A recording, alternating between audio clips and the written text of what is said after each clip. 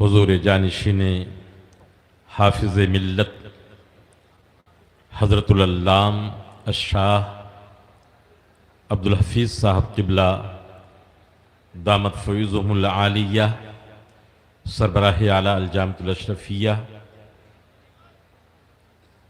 حضور استادی نصیر ملت حضرت نعیم ملت حضرت شیخ الحدیث صاحب قبلہ، حضرت صدر المدرسین اور تمام واجب الاحترام اساتذہ اشرفیہ اور آج کی اس بزم کے جو فارغ التحصیل فارغین فرزندان اشرفیہ جن کے سروں پہ ابھی تھوڑی دیر کے بعد انشاءاللہ دستار سجائی جائے گی، ان طالبان علوم نبویہ اور آپ جو ہمارے سامنے اس صحن اشرفیہ میں حضور حافظ ملت کے فیضان کو حاصل کرنے کے لیے تشریف فرما ہیں، میں بڑی محبت کے ساتھ آپ کو السلام علیکم ورحمۃ اللہ وبرکاتہ کہتا ہوں۔ علیکم السلام ورحمۃ اللہ۔ الحمد للمتفردی بجلالہ المتفردی وصلاته دوما على خیر الانام محمدی والآل والاصحاب امطار الندى والصحب صحب عوائدی۔ الحمد للہ رب العالمین والصلاة والسلام على اشرف الانبیاء سید المرسلین وآلہ واصحابہ الطیبین الطاہرین، اما بعد فاعوذ باللہ من الشیطان الرجیم، بسم اللہ الرحمن الرحیم۔ وَيَتْلُو عَلَيْهِمْ آيَاتِهِ وَيُزَكِّيهِمْ وَيُعَلِّمُهُمُ الْكِتَابَ وَالْحِكْمَةَ وَإِنْ كَانُوا مِنْ قَبْلُ لَفِي ضَلَالٍ مُبِينٍ۔ آمنت باللہ صدق اللہ العظیم۔ یقول الحبیب صلی اللہ علیہ وسلم وبارک علیہ وَإِنَّمَا بُعِثْتُ مُعَلِّمًا، صدق رسول اللہ صلی اللہ علیہ وسلم۔ قبل اس کے کہ کچھ میں اپنے دل کی ان کیفیات کو الفاظ کا جامہ پہنا کر آپ عوام اہل سنت کی خدمت میں پیش کروں، آئیے جھوم جھوم کر اپنے آقا و مولا سید کائنات فخر موجودات روح لہ الفدا صلی اللہ علیہ وسلم کی بارگاہ عظمت پناہ میں درود شریف کی نظر پیش کریں اور پڑھیں، اللہم صلی وسلم علی سیدنا محمد وعلی آل سیدنا مولانا محمد مبارک وسلم صلاۃ تحب ترضا صلاۃ و سلام علیک یا رسول اللہ۔ علم کا دریا پیار کرے جس پہ دنیا، علم کا دریا پیار کا ساگر ناز کرے جس پہ دنیا، فیض مجسم حافظ ملت زندہ باد۔ فیض مجسم کی تعبیر نے تو بیکل صاحب کی روح کو بھی سلام کہ آپ نے ابو الفیض کی جو تشریح کی ہے، آج پورا عالم اسی بارگاہ سیدی حضور حافظ ملت ابو الفیض سے فیضیاب ہو رہا ہے، اس میں کوئی شبہ نہیں۔ یہ ہماری انتہائی سعادت ہے کہ آج ہم اپنے مادر علمی الجامعۃ الاشرفیہ مبارک پور کہ اس نہایت ہی ایمان افروز، نہایت ہی دل آویز، نہایت ہی روح پرور عرس مقدس کہ جس کے شرف کا عالم یہ ہے کہ آج مصباحیوں نے، سبحان اللہ، اب میں کیا کچھ عرض کروں، کبھی کبھی جذبات کی فراوانی جو ہے آدمی کو متحیر کر دیتی ہے، کیا کہوں کیا نہ کہوں، کیا بولوں کیا نہ بولوں۔ جب ادھر دیکھتا ہوں تو اپنے بھائی مصباحیوں، اپنے ان تمام ساتھیوں کے ٹھاٹھے مارتا ہوا سمندر، جس طرف دیکھیے ہاسٹل سے لے کر کے اسٹیج تک اور اسٹیج سے لے کر کے گیٹ تک اور ادھر سے لے کر کے عزیز المساجد کی رہ گزر سے لے کر کے بارگاہ حافظ ملت، تمام علاقوں میں مصباحیوں کی جو بارات آج نظر آ رہی ہے تو مجھے ایک بات یاد آئی کہ حافظ ملت کو آج علم و فضل و فن کے اعتبار سے کیوں اپنے اقران پر محبتوں کا نذرانہ جس انداز میں پیش کیا جاتا ہے، اے حافظ ملت، آپ کو یہ فیض، آپ کو یہ صلاحیت اپنے اساتذہ کرام سے تو ملی ہی ملی، لیکن ہم یہ سمجھتے ہیں کہ بہت خاص طریقے پر آپ کو یہ فیض سیدنا علی کرم اللہ وجہ الکریم کی نسبت سے، جو مولائے کائنات اور مدینۃ العلم علی بابہا کے فیض سے، حضرت عبداللہ ابن مسعود رضی اللہ تعالیٰ عنہ کا ایک واقعہ ہے کہ کوفہ جب بسا دیا گیا تو حضرت مولائے کائنات کے زمانے میں حضرت عبداللہ ابن مسعود رضی اللہ تعالیٰ عنہ کوفہ آئے۔ یہ عراق میں ایک بہت بڑا شہر ہے جس کو آپ جانتے ہیں، اور آپ نے وہاں آ کر کے عبداللہ ابن مسعود، یہ وہ صحابی رسول ہیں کہ ہم نے بخاری میں اپنے اساتذہ کرام اور جب ہی اپنے خاص انداز میں حضور شارح بخاری فرماتے تو ہمارا ایمان تازہ ہو جاتا کہ اللہ کے پیارے حبیب نے فرمایا کہ جس سے عبداللہ ابن مسعود، یہ تو میں ترجمانی کر رہا ہوں، راضی ہوں، اس سے میں بھی راضی ہوں۔ یہ عبداللہ ابن مسعود رضی اللہ تعالیٰ عنہ کوفہ آئے، اس لیے آئے، مدرسہ بسانے کے لیے آئے، کوفہ کے لوگوں کو علم سکھانے کے لیے آئے، اور اس کے بہت بعد حضرت علی کرم اللہ وجہ الکریم جب کوفہ تشریف لائے تو آپ کے استقبال کے لیے جامع مسجد سے جو آپ کے تلامذہ اور آپ کے شاگرد تھے 4000 سے زیادہ، جب کوفہ کی جامع مسجد کے گیٹ پر سیدنا مولائے کائنات کا استقبال کیا تو مولائے کائنات کی روح جھوم گئی اور فرمایا، عبداللہ ابن مسعود، تم نے کوفہ کو علم سے بھر دیا ہے۔ میں یہ عرض کرنا چاہتا ہوں کہ مصباحیوں کی ان بارات کو دیکھنے کے بعد معلوم ہوتا ہے، اے میرے سرکار حافظ ملت، آپ تو اپنے محاسن اور کمالات میں ایک دنیا تھے، رب نے آپ کو مجموع الکمالات بنایا تھا، لیکن علم اور تعلیم اور تعلم، درس و تدریس کے باب میں رب نے آپ کو وہ خاصہ عطا فرمایا تھا کہ پورے ملک میں آپ نے علم کا ایسا دریا بہایا کہ صرف نہریں نہیں بلکہ موجیں مارتا ہوا دریا، جس سمت پہ جاؤ تو حضور حافظ ملت کا علم کا فیضان نظر آتا ہے۔ اور بس تھوڑا سا جگر تھام کے بیٹھیے کہ میں نے پہلے ہی کہہ دیا ہے کہ کوئی مسجع اور مخفہ تقریر نہیں ہوگی، میں تو ان بارگاہوں کا ایک خادم اور غلام ہوں، اور ہمارا کام ہی یہ ہے کہ ہم خدمت کرتے رہیں۔ میں عرض کرنا چاہتا ہوں کہ جشن زرین ارباب اشرفیہ نے، مبارک پور کے ان غیور مسلمانوں نے، مصباحیوں نے، اساتذہ کرام نے جشن زرین، کبھی کبھی میں سوچتا تھا کہ آج وطن عزیز کے جو حالات ہیں، وطن عزیز کے اس تناظر میں، حالات کے تناظر میں جشن زرین بہت زیادہ کچھ نہیں جتتا ہے، لیکن یہاں آنے کے بعد جب اپنے بھائیوں کے قطار در قطار اور اشرفیہ کے در و دیوار اور بام اور ایک ایک خطے کو جب دیکھا، علم کی شعاعوں سے صرف مبارک پور نہیں بلکہ پورے اقصائے عالم میں اس کی روشنی پھیلی ہوئی، تو کہنے پہ مجبور ہوا کہ ارباب اشرفیہ کو، مصباحیوں کو یہ حق پہنچتا ہے کہ وہ جشن زرری کے ذریعے حضور جانشین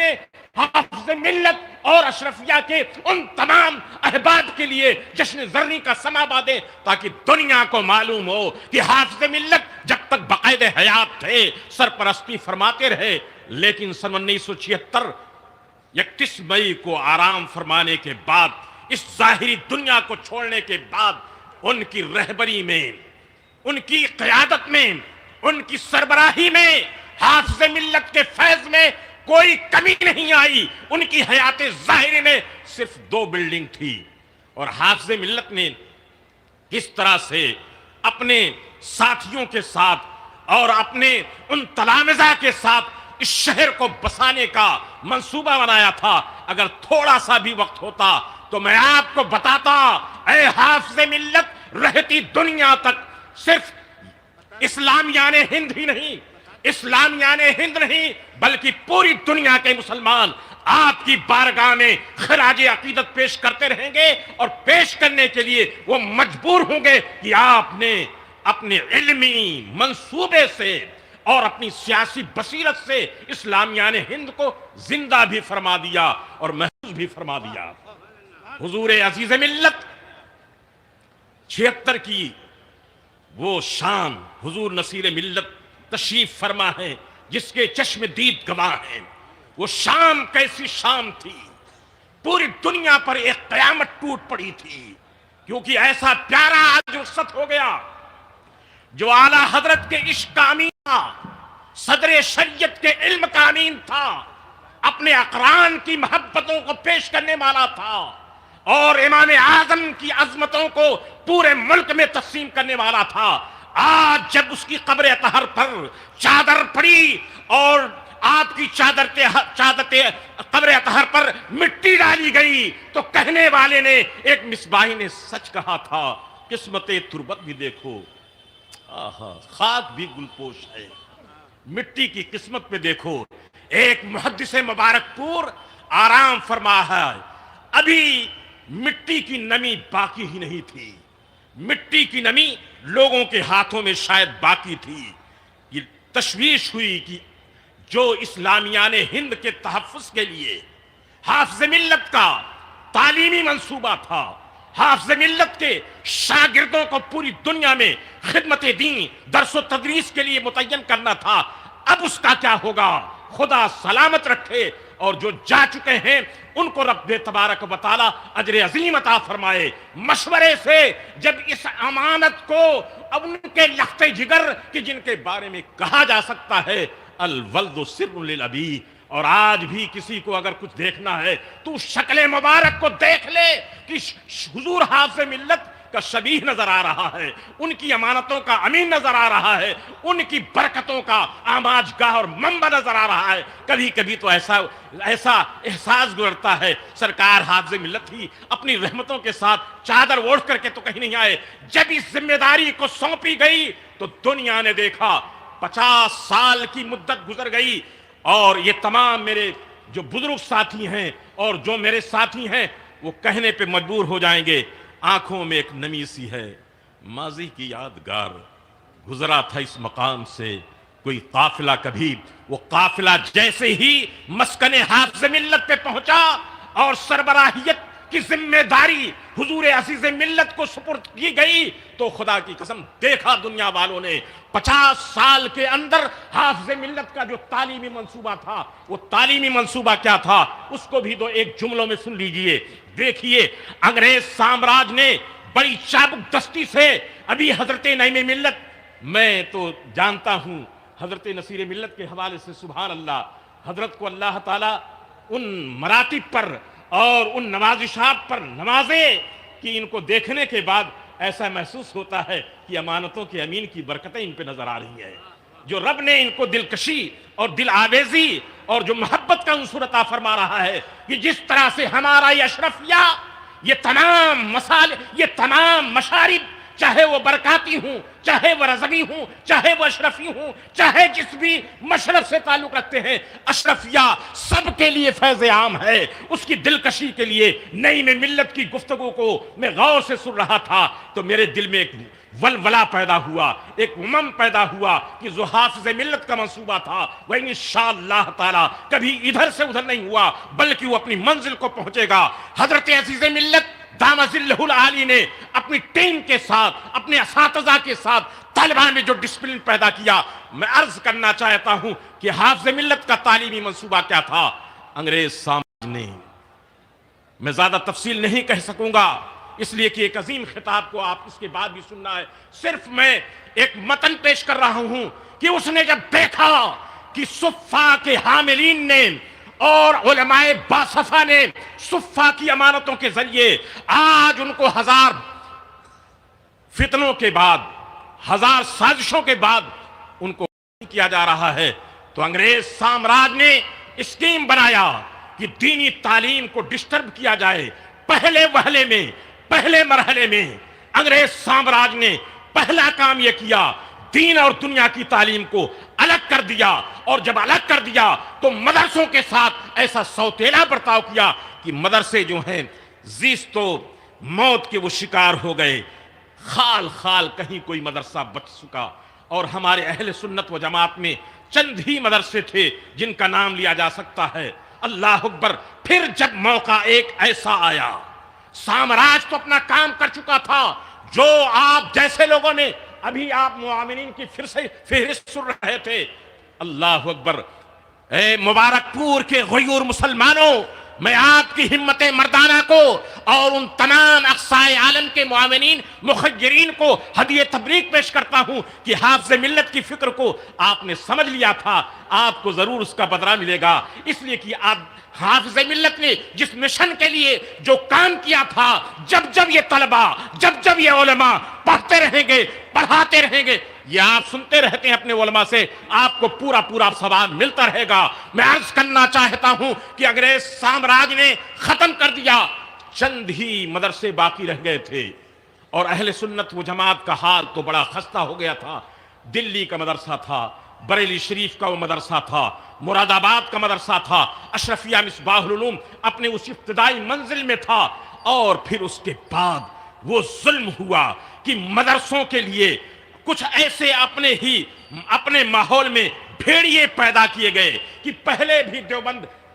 برا نہ مانیے گا، تاریخ کی یہ حقیقت ہے، میرے سننے والوں، زائرین، حافظ ملت کی بارگاہ میں فیض پانے والوں، یہاں چادر گاگر کا کوئی سما نہیں ہے، یہاں آپ اس لیے آئے ہو تاکہ ان خادمان دین، ان طلبہ، مہمان رسول کو آپ تعاون پیش کریں اور اس عزم کے ساتھ اٹھیں کہ اللہ کے پیارے حبیب صلی اللہ علیہ وسلم کا مقصد اولی یہی تھا کہ تعلیم عام ہو، درس عام ہو، اس لیے بے شمار آیات کریمہ، بے شمار حدیث طیبہ، خدا اور پیارے آقا صلی اللہ علیہ وسلم نے اپنی جس صفت خاصہ کو بیان فرمایا ہے۔ میرے آقا بے شمار خصوصیتوں کے حامل تھے، لیکن خصوصیت کے ساتھ، حصر کے ساتھ میرے آقا نے فرمایا، میری امت کے لوگوں سنو، انما بعثت معلما، میرے رب نے مجھے معلم بنا کر کے بھیجا ہے۔ اسی تکمیل مشن کے لیے حافظ ملت نے خاص کر جب اپنے دور میں کام شروع کیا تو حال یہ تھا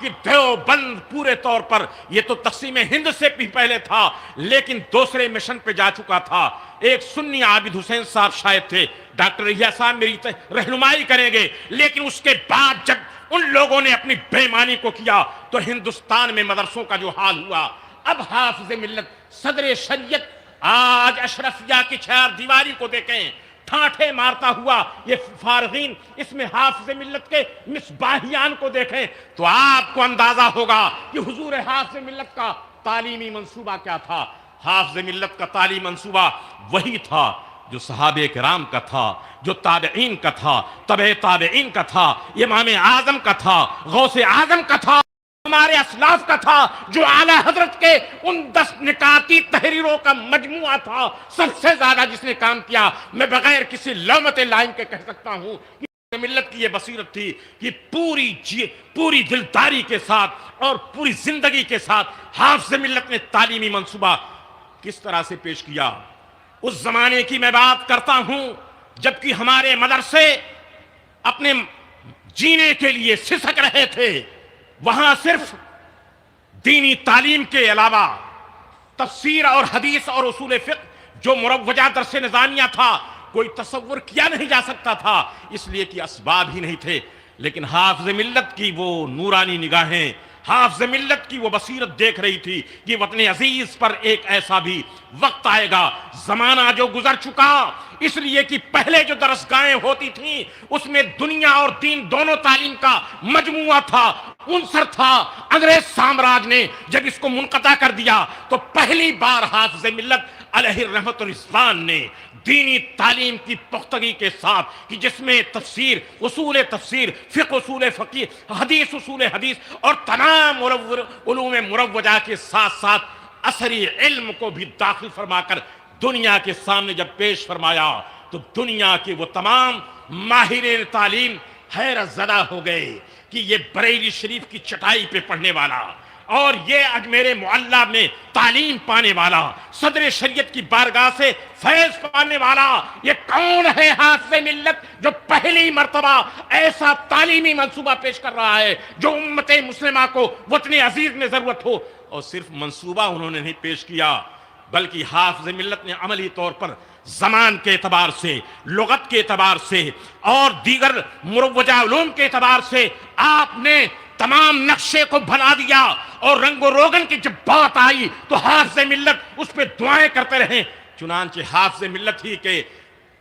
منصوبے اور حافظ ملت ہی کی دعاؤں کے نتیجے میں اشرفیہ کے فارغ ہونے والے، میں عرض کرنا چاہتا ہوں حضرت نعیم ملت، یہ بات اپنی جگہ پہ مسلم ضرور ہے، یہ ڈاکٹر، یہ انجینئر، یہ پروفیسر، یہ سبحان اللہ، اس لیے کہ ہمارا دین اس کو بھی سکھاتا ہے، لیکن تعلیمی منصوبے میں حضور حافظ ملت نے جو بنیادی تعلیم تھی کسی طرح سے کوئی نقص نہیں آیا، بلکہ وہ علوم دینیہ میں بھی شیخ الحدیث کے عہدے پر،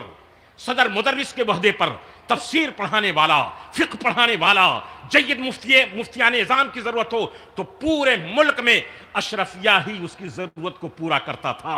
اور یہ میرا کوئی جذباتی کلمہ نہیں ہے، بلکہ دنیا، یو پی اور بہار، بنگال اور دیگر اضلاع اور دیگر اسٹیٹ کے ان تمام مدرسوں میں آج بھی رجسٹر پر حافظ ملت کے تلامذہ موجود ہیں کہ یہاں کے مدرس تھے، لیکن جب ضرورت پڑی تنویر الاسلام کو تو حافظ ملت نے اپنے استاد کو بھیجا، جب ضرورت پڑی تدریس الاسلام کو تو حافظ ملت نے اپنے شاگردوں کو بھیجا، جب ہندوستان کے کسی بھی مدرسے کو ضرورت پڑی یہ اتنے علم میں پختہ تھے کہ جس درسگاہ میں بیٹھ جاتے تھے کوئی بھی ان کے سامنے نہیں آتا تھا، غیروں کا تو رنگ اڑ جاتا تھا، کسی کی بھی ہمت نہیں تھی کہ حافظ ملت علیہ الرحمت الرضوان کے ان تمام شاگردوں میں وہ فقہ کے امام ہوئے، وہ حدیث کے شیخ الحدیث ہوئے، محدث ہوئے، وہ تفسیر میں مفسر ہوئے، وہ علم منطق میں امام المناطق ہوئے، علوم جدیدہ میں بھی ماہر پیدا ہوئے۔ اور زبان کی بات آئی، جبکہ ہمارے مدرسوں میں 2 سطر 4 سطر بھی جدید اسلوب میں عربی لکھنا، انگریزی لکھنا بڑا مشکل تھا، لیکن اے حافظ ملت علیہ الرحمت الرضوان، آپ دیکھ رہے تھے کہ ملک کو، وطن عزیز کو، اسلامیان ہند کو ضرورت اس بات کی ہے کہ ہمارا عالم اگر وہ اردو بولتا ہے، فارسی بولتا ہے تو ضرورت پڑے وہ انگریزی بھی بولے، وہ سنسکرت بھی بولے، وہ ہندی بھی بولے، وہ مراٹھی بھی بولے، اور ضرورت پڑے تو ہر ایک فن میں جا کر کے وہ کالجوں میں بھی کام کر سکے، وہ یونیورسٹیوں میں پروفیسر بھی ہو سکے، جس میدان میں رہے، اس لیے کہ عالم جو ہوتا ہے وہ رسول اللہ صلی اللہ علیہ وسلم کے علم کا وارث ہوتا ہے، اسے ناقص نہیں ہونا ہے۔ حافظ ملت کا یہ تعلیمی منصوبہ تھا۔ اور اب میں آپ سے، عوام اہل سنت سے پوچھنا چاہتا ہوں کہ 50 سال گزرنے کے بعد آپ دیکھو اپنے سر کی آنکھوں سے یہ ہزاروں ہزار مصباحی علماء، جس میں شیخ الحدیث بھی ہیں، جس میں مفتی بھی ہیں، جس میں مفسر بھی ہیں، جس میں فقیہ بھی ہیں، جس میں انجینئر بھی ہیں، جس میں ڈاکٹر بھی ہیں، جو ماہر معاشیات بھی ہیں، ہر ایک فن کے گتھی کو سلجھانے والے ماہرین بھی موجود ہیں، تو کیا اشرفیہ کوئی حق نہیں پہنچتا ہے کہ بطور تضرع بارگاہ رب میں سجدہ شکر پیش کرتے ہوئے اور حافظ ملت کی بارگاہ میں نذران عقیدت پیش کرتے ہوئے اور حضور عزیز ملت جانشین حضور حافظ ملت کی بارگاہ میں عقیدتوں کا خراج پیش کرتے ہوئے جشن زریں منایا جائے؟ آپ عوام اہل سنت سے عرض کرنا چاہتا ہوں، کیا یہ اشرفیہ کو، کیا یہ مصباحی برادران کو حق نہیں پہنچتا ہے؟ یقیناً حق پہنچتا ہے۔ تو جب اتنی سی بات آپ نے سمجھ لی تو آج کے حالات کے تناظر میں عرض کرنا چاہتا ہوں، اے حافظ ملت، آپ کی روح پرفتو کو ہزاروں ہزاروں سلام ہو کہ جب اس چیز کا کوئی مدارس عربیہ میں انگریزوں نے جو اپنا کام کر لیا تھا وہ تو کر لیا تھا، لیکن اس کے بعد اتنا بہت زیادہ کوئی اندیشہ نہیں تھا، لیکن حافظ ملت کی بصیرت جس طرح سے یہ دیکھ رہی تھی سن 1947 میں، کاش وطن عزیز کے 2 لفظ نہ ہوتے، اور خصوصیت کے ساتھ حافظ ملت نے ارشاد القرآن کے ذریعے جو اسلامیان ہند کو متنبع کیا تھا، لوگوں کہیں نہ جاؤ یہ خواجہ کا ہندوستان ہے، لوگوں کہیں نہ جاؤ یہ امام احمد رضا کی عشق کی آماد گاہ ہے، لوگوں کہیں نہ جاؤ یہ صدر شریعت کے علم کا منبع ہے، تم کو یہیں رہنا ہے، اپنے بچوں کی تعلیم و تربیت یہی کرنی ہے۔ میں عرض کرنا چاہتا ہوں یہ حافظ ملت کے 2 کارنامے ایسے ہیں اسلامیان ہند اور عوام اہل سنت کے لیے، اور مجھے بہت خوشی ہے کہ جلسوں کو ہم یوٹیوب کے ذریعے، ویسے زیادہ موقع تو نہیں ملتا ہے اس لیے کہ ہم کہیں 7 سمندر پار رہتے ہیں، لیکن کبھی کبھی دیکھتے ہیں جو ہڑکن اور جو ہلڑ بازی جلسوں میں ہوتی ہے. آج جشن زرری کے عرس مقدس اور جشن دستار فضیلت کے اس جلسے نے عوام اہل سنت نے عزیز ملت کی بارگاہ میں اظہار حقیقت کر دیا ہے کہ ہم سنجیدگی کے ساتھ اشرفیہ کے ہر مشن کو، اشرفیہ کے ہر پروگرام کو، اشرفیہ کے ہر ایک نقشے کو انشاءاللہ مکمل کرنے کے لیے تیار ہیں. اگر تقسیم ہند کے موقع پر وہ کیا تھا وہ تو مورخین و مفسرین بتلائیں گے، لیکن ہم جیسے طالب علم یہ تو سمجھتے ہیں کاش لوگ حضور حافظ ملت کی باتوں پر پورے طور پر اگر اکٹھا ہو جاتے تو آج وہ حشر ہمارا نہ ہوتا جو حشر ہمارا کیا جا رہا ہے. اگر ہم وطنے ہوتے جتنے کچھ اور لوگ ہیں تو شاید یہ جرات نہ ہو سکتی، لیکن میں عرض کرنا چاہتا ہوں پھر بھی کوئی بات نہیں. ہمارے وطن عزیز کی خصوصیت ہے گرتے ہیں پڑتے ہیں سب کچھ ہوتا ہے، لیکن اس کی خاک میں، اس کی مٹی میں محبت کا عنصر ہے. ان تمام اولیاء کرام، ان تمام بزرگان دین، ان تمام مشائخین کی محبتوں کا یہ محور ہے، آماجگاہ ہے. انشاءاللہ کل بھی مسلمان سرخرو ہوا تھا اور آج بھی سرخرو ہوگا، لیکن شرط یہ ہے کہ مسلمان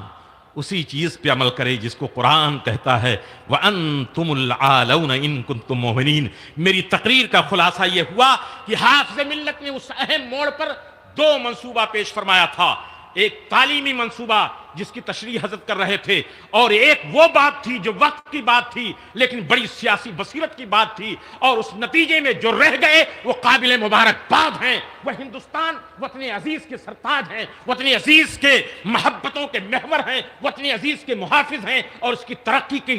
کو ترقی کی شاہراہ پر گامز کرنے کے لیے ہر کوئی تیار ہے. انہی کلمات کے ساتھ ساتھ میں اپنے الفاظ کے ساتھ پھر حضور عزیز ملت اور تمام آوان و انصار کی بارگاہوں میں خراج عقیدت پیش کرتے ہوئے خصوصیت کے ساتھ مبارک پور کے منجالوں کو بھی مبارکباد پیش کرتا ہوں، اور ہندوستان کے تمام اسٹیٹس میں رہنے والے ان تمام مسلمانوں کو بھی مبارکباد پیش کرتا ہوں کہ آپ بڑے قابل قدر ہیں، کہ آپ نے ایک اللہ کے ولی، اللہ کے برگزیدہ بندے کی آواز پہ لبیک کہا تھا. اور یہ میں کسی جذبات کی لہر میں نہیں کہتا. ہاتھ کنگن کو آرسی کیا ہے. حافظ ملت جب بغیر فوٹو کے سفر حج کے لیے جا رہے تھے تو ایک بات عرض کرنا چاہتا ہوں، حافظ ملت ایسے نہیں تھے. ان پہ صدر الشریعہ کا فیض تو تھا ہی، ان پہ اعلیٰ حضرت کا فیضان تو تھا ہی، اساتذہ کرام کا فیضان تو تھا ہی، لیکن حافظ ملت کو ہند میں جس کام کے لیے خصوصیت کے ساتھ متعین کیا گیا تھا اور حافظ ملت کو تیار کیا گیا تھا وہ غوث اعظم کی غوثیت کبریٰ تھی، وہ غوث پاک کی غوثیت کبریٰ تھی. اور میں بطور ثبوت صرف ایک جملے میں، تفصیل کا موقع نہیں ہے، تفصیل اگر سننا چاہتے ہیں تو بیکل صاحب کی رودات کو پڑھیں گے تو آپ کو معلوم ہو جائے گا کہ جب بغیر فوٹو کے سفر کے لیے حافظ ملت کو اجازت مل گئی. اس تاریخ کو، اس داستان عشق کو پھر سے سن لو، اس لیے کہ ہمارے اساتذہ نے فرمایا ہے تازہ خواہی داشتن گرداغ ہے سینہ راہ، گاہے گاہے باز بخاں ایک قصہ پارینہ رہا. آج ہمارے ملک کا اور خصوصیت کے ساتھ جلسوں کا، ہمارے عام اہل سنت کا مزاج بگڑ چکا ہے. وہ جذباتی نعروں کے لہروں پر اچھلتے ہیں اور کودتے ہیں اور تعمیری کام بند ہو جاتا ہے. میں عرض کرنا چاہتا ہوں کہ آج جس موڑ پہ ہم آ گئے ہیں، اگر ہم نے اپنے ذہن کی اصلاح نہ کی، اپنے قلب کا تزکیہ نہ کیا، اپنے حال و اطوار کو نہ بدلے تو فتنہ دروازے پہ نہیں ہے بلکہ گھر کے اندر آ گیا ہے. یہ تو سلامت رکھے رب کی قدرت ہے، ورنہ مدرسوں کے ساتھ جو سوچا جا رہا تھا، جو کرنے کا پروگرام تھا، یہ حافظ ملت کا فیضان ہے. انشاءاللہ کبھی بھی کوئی ایسی بات نہیں آئے گی. میں عرض کرنا چاہتا ہوں کہ آپ تیار رہیں اور آپ پوری محبت کے ساتھ ان تعلیمی اداروں کے لیے سوچیں. یہ اشرفیہ آج نہ صرف ہندوستان کے دل کی دھڑکن ہے، یہ اشرفیہ لوگ یہ سمجھتے ہوں گے شاید اشرفیہ کے فارغین اور اس کے مصباحی برادان جا رہے ہیں مسجد مدرسے کی خدمت کرتے ہیں. نہیں، جا کر کے اس ملک میں اپنے ملک کی عزت کا نشان بھی بنتے ہیں،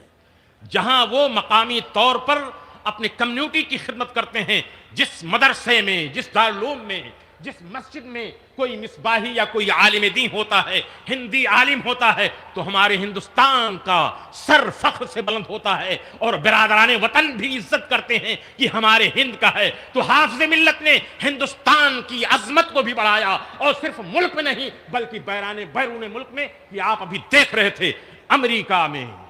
ساؤتھ افریقہ میں ملاوی کے مندوبین موجود ہیں، کہاں کہاں کے، اس لیے کہ چمنستان اشرفیہ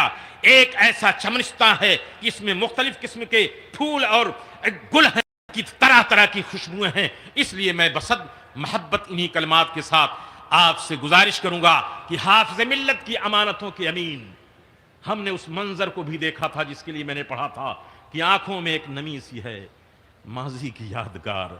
گزرا تھا اس مقام سے۔ وہ مقام وہ تھا کہ 29 سال کی عمر پاک تھی، اور سربراہی کی یہ داری، اشرفیہ کی سربراہی کوئی معمولی سربراہی نہیں ہے، یہ وہ سربراہی ہے کہ اگر اس وقت پہاڑ پہ بھی اس ذمے کو ڈال دیا جاتا تو شاید وہ ادھر سے ادھر ہو جاتا، اگر زمین پہ بھی اس ذمہ داری کو ڈال دی جاتی تو شاید وہ بھی سوچتی، لیکن چونکہ رگوں میں حافظ ملت کا خون پاک دوڑ رہا تھا تو اس امانتوں کے حقیقی امین بھی وہی تھے، اور اس شان کے ساتھ چلایا، اس شان کے ساتھ حافظ ملت کا مشن آگے بڑھتا رہا۔ نہ تعلیم میں کوئی خلل واقع ہوئی، نہ مشن میں کوئی خلل واقع ہوا، اور نہ اس کے فلسفے میں کوئی خلل واقع ہوا۔ تو قابل مبارک بات ہے کہ نہیں ہے؟ اس لیے عوام اہل سنت ایک مرتبہ آپ بزبان محبت حضرت عزیز ملت